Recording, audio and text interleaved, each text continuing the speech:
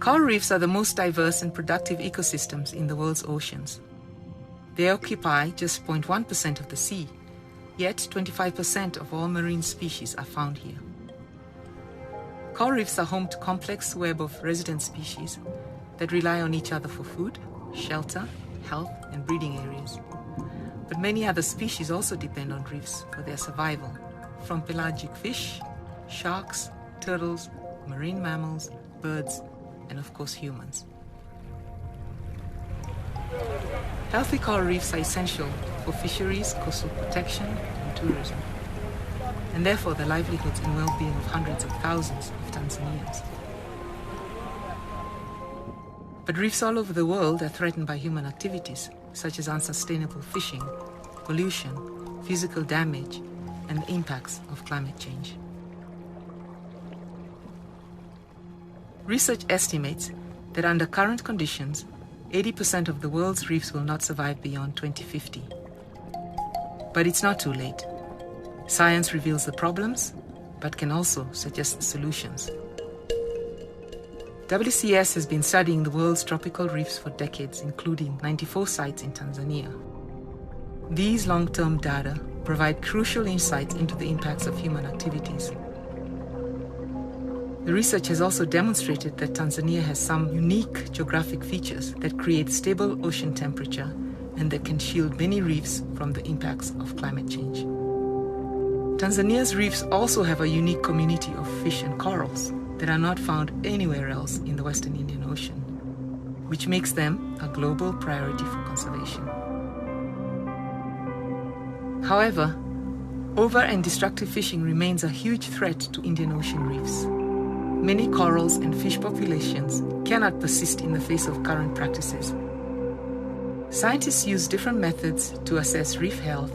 Measuring fish biomass, or the weight of fish per unit area of reef, is a good way to evaluate the impacts of fishing and to gauge a site's fisheries potential. Over decades of study, WCS has identified 3 key biomass fisheries thresholds. Below 500 kilograms per hectare, which is considered overfished, 500 kilograms per hectare or more, which is considered sustainably fished, and 1,200 kilograms per hectare or more, which is considered a conserved reef. The overfished state is caused by intense unsustainable fishing activities.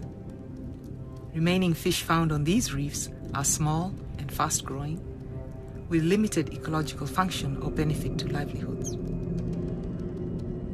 Without immediate, effective, and appropriate management, these reefs will further degrade into sea urchins and dead coral fields, with no hope of recovery of fisheries and food for people. The sustainably fished state shows larger fish. These fisheries are productive, but are sensitive to climate change and hence more prone to further decline if not fished appropriately.